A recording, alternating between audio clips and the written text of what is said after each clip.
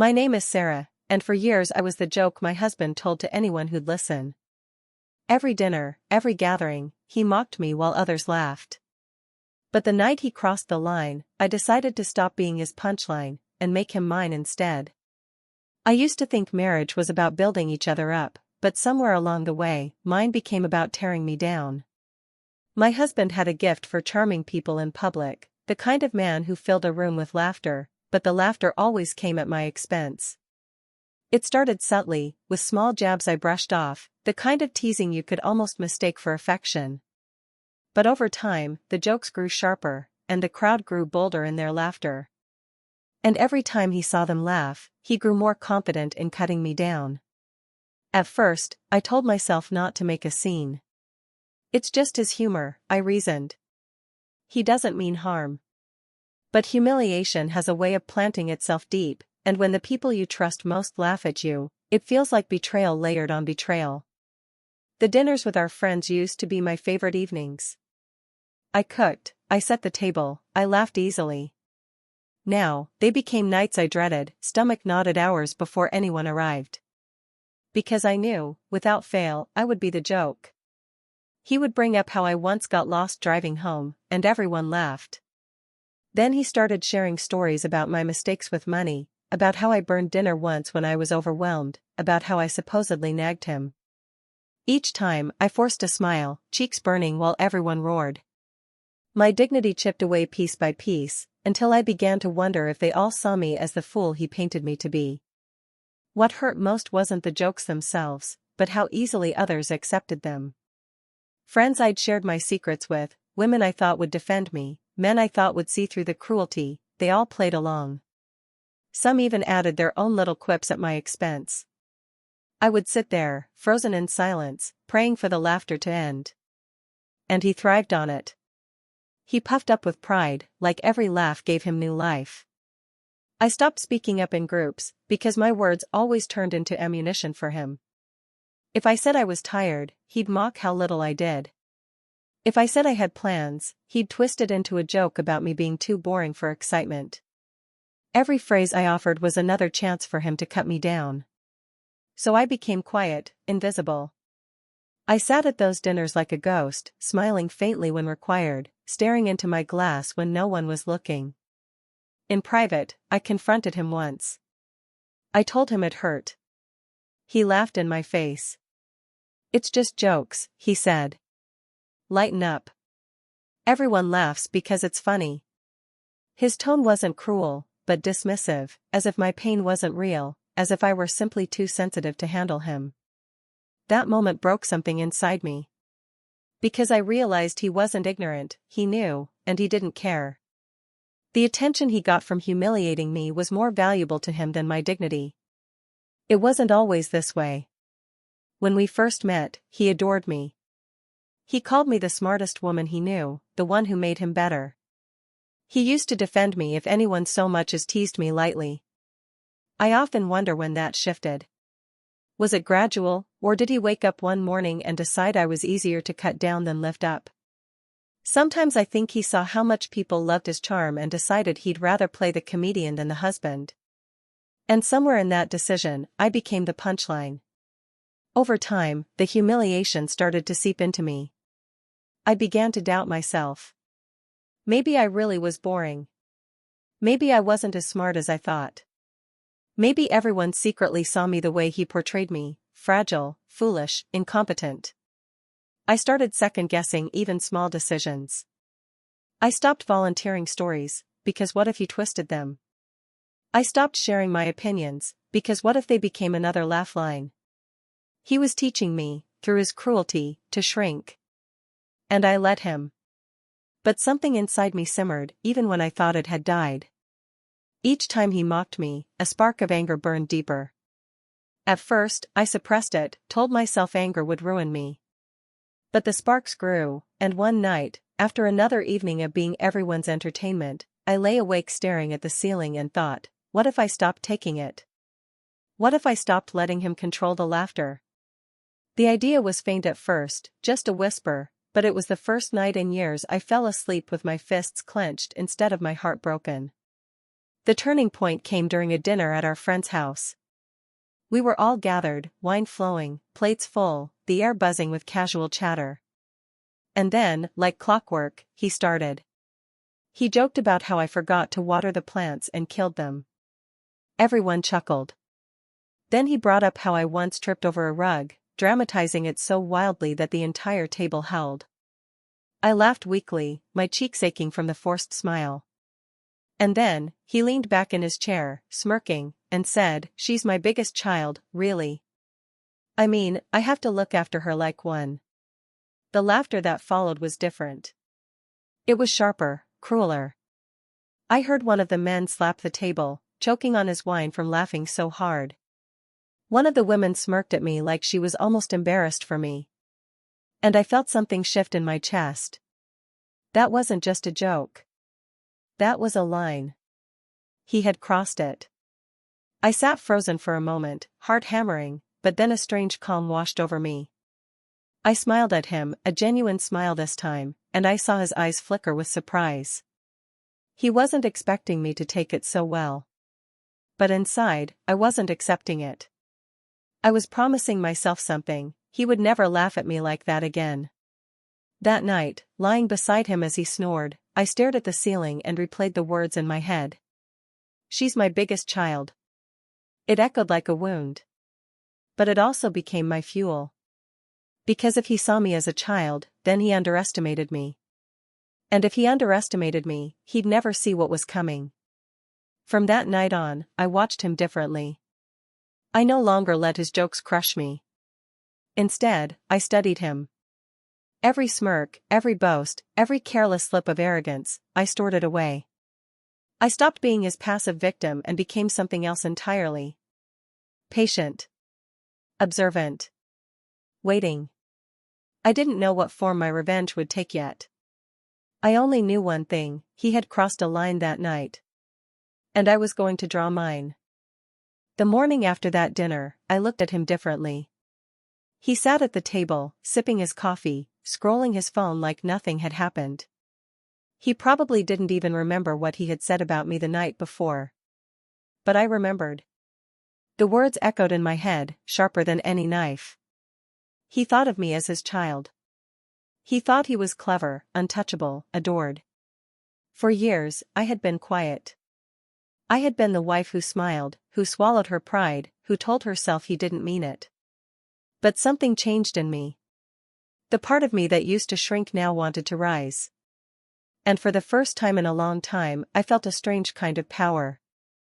Because he had crossed the line, and I was finally ready to draw mine. At first, I didn't know what revenge would look like. I only knew it had to happen where he hurt me most, in public, surrounded by the same people who always laughed at my expense. I didn't want to yell. I didn't want to cry. I wanted silence after my words. I wanted the kind of silence that crushes a man who thought he owned the room. So I started watching him closely. I became careful with my own words, never giving him more material to twist into jokes. Instead, I let him talk. And he always talked too much. He bragged, he boasted, he overshared. He couldn't help it, his ego demanded attention. And in his arrogance, I began to notice cracks. Late at night, when he thought I was asleep, he would slip out of bed and sit in the living room with his laptop. I could hear the low hum of his voice, hushed calls that ended when I walked in. His phone, once casually left on the counter, became glued to his side. He kept it face down, password protected, and if it buzzed, he grew tense. These were little things, but together they painted a picture. He was hiding something.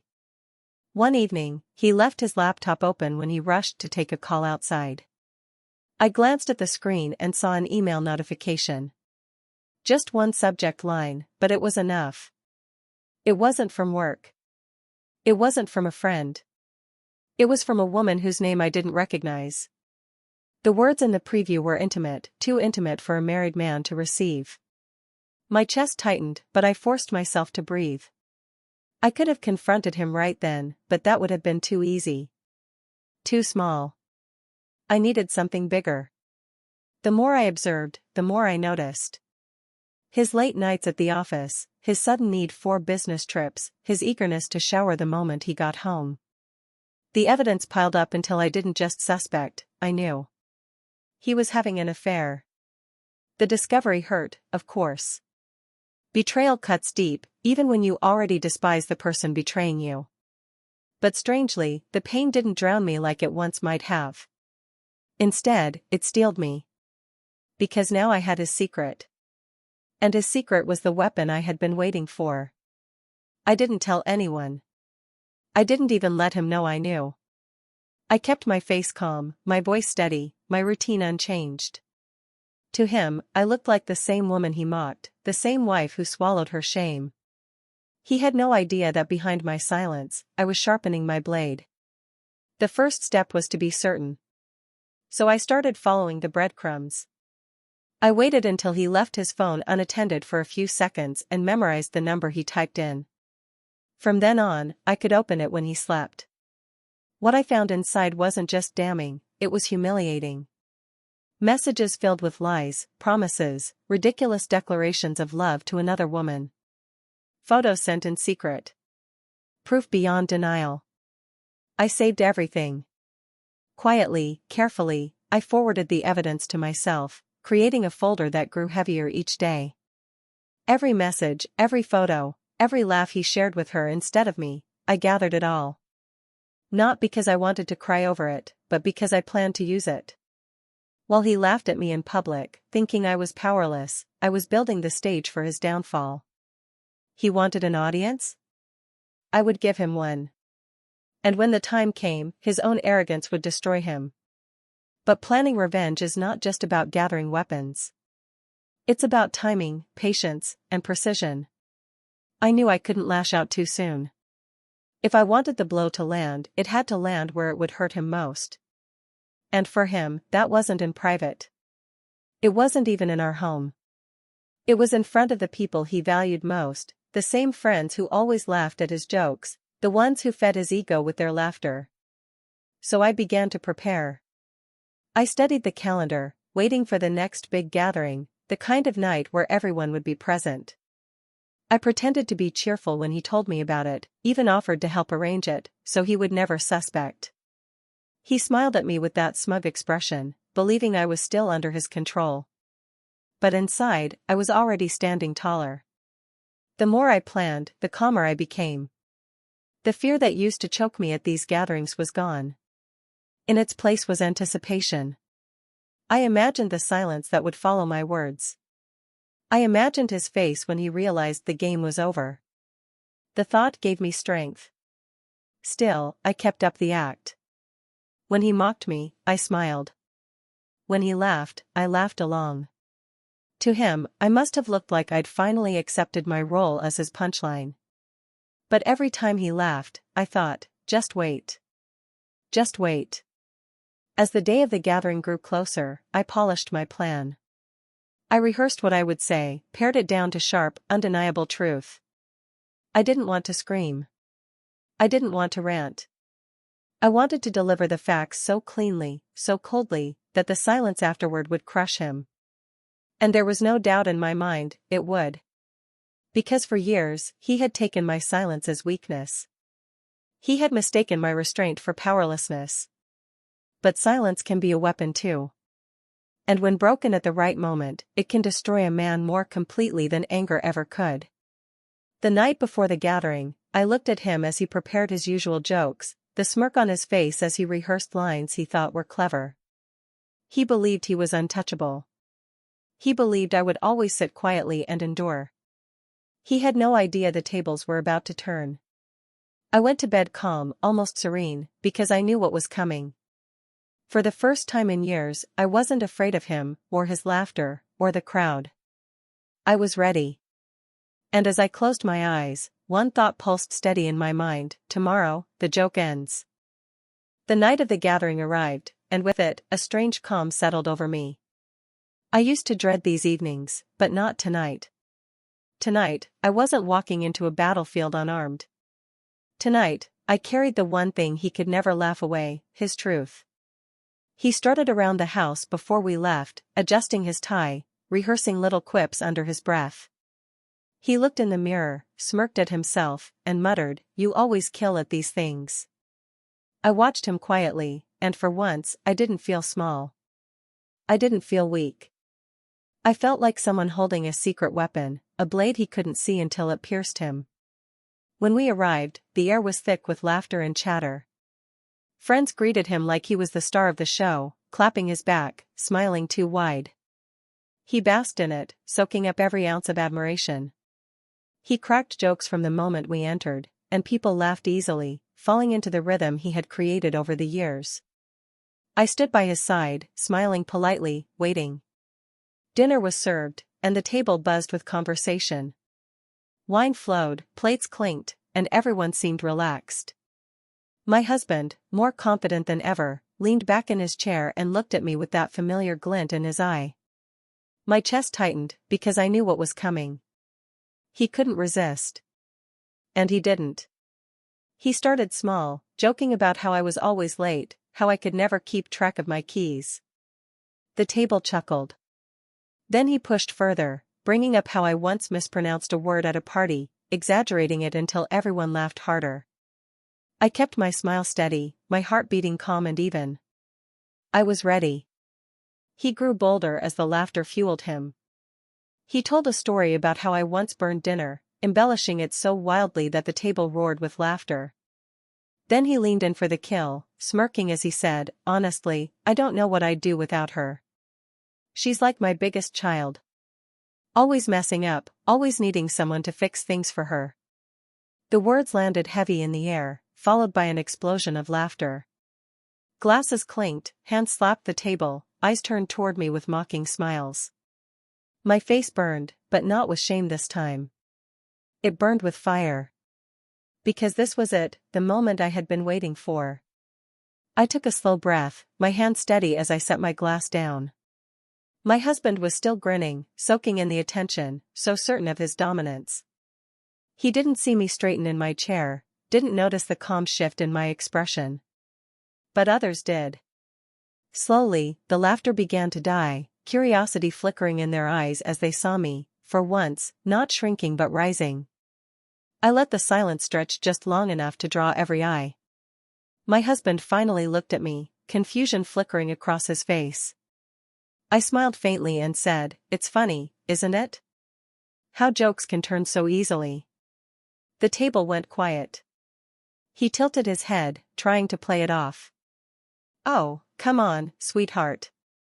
Don't tell me you're upset. Everyone knows I'm just teasing." I held his gaze. For years, I had looked away, but not tonight. "Yes," I said softly, "just teasing. But since we're all sharing, maybe I should tell a story too." He froze, his smirk faltering. A ripple went through the table, an almost imperceptible shift, people leaning closer, sensing something different. I reached into my bag and pulled out my phone, my movements deliberate, unhurried. I unlocked it, scrolled, and stopped on the folder I had been building for weeks. My heart raced, but my hand was steady. "I've been thinking," I continued, my voice calm, almost casual. "For years, you've told stories about me. Maybe it's time everyone hears a story about you." His face paled. He opened his mouth to protest, but I didn't give him the chance. With one tap, I placed my phone in the center of the table, screen glowing bright. And on it, in plain view, were the messages. His messages. The ones he thought no one would ever see. The silence that followed was heavy, suffocating. Eyes widened as they scanned the words on the screen, his declarations of love to another woman, his lies, his betrayals. No one laughed. Not one sound came from the table except the faint buzz of the phone as more notifications appeared. My husband's face drained of color. He reached for the phone, but I slid it just out of his grasp. "No," I said evenly. "You wanted everyone to laugh at me. Tonight, they'll see the truth about you." Gasps broke the silence. A woman at the table covered her mouth, a man muttered under his breath, someone else whispered, "Oh my God." The tension was electric, the kind of silence I had imagined, the kind that sliced deeper than any scream. he stammered, his voice cracking. It's not what it looks like. I cut him off, my voice steady.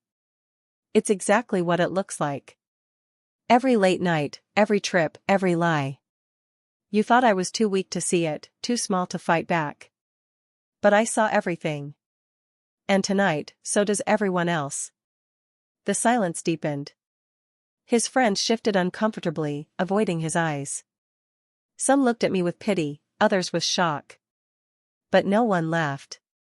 Not one person smiled. And that was the revenge I had waited for, not anger, not shouting, but the absence of laughter, the hollow silence that left him exposed. He tried again, desperate, his words tumbling out.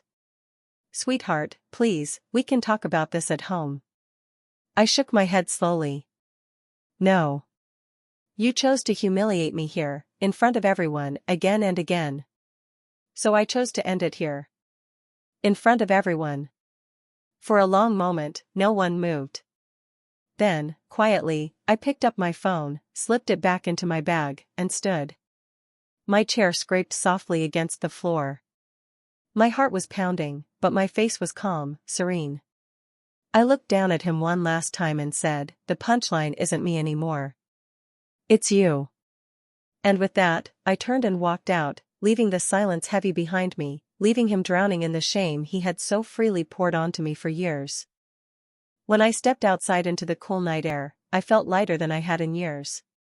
For so long, those dinners had been prisons, cages of laughter that tore me apart. But tonight, I walked away with my head high, leaving behind the silence that swallowed him whole. I thought that would be the end of it, but humiliation has a way of unraveling a man far beyond a single evening. I didn't look back that night. I let him sit at the table, surrounded by the very friends who once laughed at his every joke. I knew the silence would linger long after I left. And it did. Later, I learned no one touched their food. The laughter never returned. He had tried to recover, making excuses, but no one believed him. They had seen too much. When he came home hours later, his face was ashen, his eyes bloodshot. He stormed into the room, demanding explanations, furious that I had humiliated him. You ruined me, he shouted. You embarrassed me in front of everyone. I stared at him calmly, my hands folded in my lap. No, I said softly. You ruined yourself. I only showed them who you really are. He tried to argue, tried to twist it back on me, but his words rang hollow. He no longer held the upper hand. Every sentence he threw at me crumbled under the weight of his own guilt. For the first time, he realized he wasn't the one in control anymore. And that terrified him. The days that followed were even harder on him than the moment itself. Friends who once adored him now avoided his calls. Invitations stopped arriving. Whispers spread quickly, about his affair, about the way he had treated me, about the way he was exposed. His reputation, built so carefully on charm and laughter, collapsed overnight. At work, colleagues looked at him differently. The man who loved being the center of attention now found himself the subject of hushed gossip. He walked into rooms where conversations died, not because people admired him, but because they pitied him, or worse, mocked him behind his back. The same laughter he once directed at me now followed him, sharp and cruel.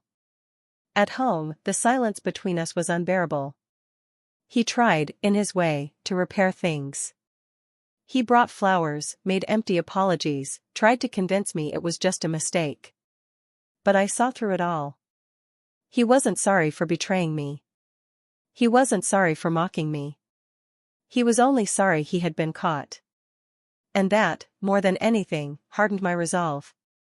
I didn't yell. I didn't scream. I didn't even argue. I simply withdrew. My silence, once his weapon against me, became mine against him. I spoke only when necessary. I looked at him without fear, without anger, just with the calm of someone who no longer cared. And that calm broke him more than any rage ever could. He begged sometimes. Other times he lashed out, accusing me of being cruel, of ruining his life. But nothing he said mattered anymore. His words no longer had power over me. Because the truth had already been spoken, and once spoken, it couldn't be buried. The night of the gathering replayed in my mind often, but not with pain. With satisfaction. I remembered the silence, the way the room froze, the way his smirk died. That image was burned into me like a scar, but a scar of victory, not defeat. I had given him exactly what he gave me, but sharper, deeper, final. Eventually, I made my decision. I filed for divorce quietly, without theatrics. When I handed him the papers, he looked at me with a mix of rage and despair. "You can't do this," he said, his voice cracking. I met his gaze and replied, "You already did this. I'm just finishing it." The process was swift. I had all the evidence I needed. His infidelity, his financial lies, his cruelty, it all came together to ensure I walked away with what I deserved. He tried to fight, of course, but he was weak now, his credibility shattered. No one sided with him. Not the friends who once cheered him on, not even the lawyers who represented him. He had become small, exposed, broken. The day the divorce was finalized, I walked out of that courthouse free. Not just free from him, but free from the weight of years of humiliation. For so long, I thought I had lost myself, but standing there, I realized I had never been weak. I had been patient. And patience, in the end, gave me power. I heard later that his life unraveled further. The affair ended quickly once the woman saw the damage he carried. His friendships never recovered. His reputation never returned. He became a man people pitied, a shell of the one who once thrived on attention. And maybe that was the cruelest revenge of all, not just one night of humiliation, but a lifetime of it. As for me, I rebuilt. Slowly, carefully, I found myself again. I surrounded myself with people who saw me, who valued me, who didn't laugh at my pain. I rediscovered hobbies I had abandoned, dreams I had shelved. Each day, I grew stronger, taller, prouder. Sometimes, people ask if I regret it. If exposing him so publicly was too harsh. I smile when I hear that. Because they never lived my life. They never sat through years of being laughed at, belittled, diminished. They never felt the sting of being turned into a punchline by the person who vowed to love them. I don't regret it. Not for a second. Because the truth is, I didn't destroy him. He destroyed himself. All I did was hold up the mirror. And when he saw his reflection, surrounded by the silence he once forced on me, it was more than he could bear. I think about the woman I used to be, the one who sat quietly, smiling through the pain, hoping one day he'd stop. I wish I could reach back and tell her that strength doesn't always roar. Sometimes it waits, silently, until the moment comes to strike. And when it does, it's unstoppable. Now, when I walk into a room, I don't feel small anymore. I don't feel like a joke. I feel like someone who reclaimed her voice, her pride, her life. And I know one thing with certainty, he will never laugh at me again. Because the last laugh was mine. If this story kept you hooked, imagine the twists yet to come. Subscribe now, because every week I'll bring you tales where betrayal meets justice, and revenge always finds its mark. Don't just watch, join this journey of payback. Your next favorite story begins here.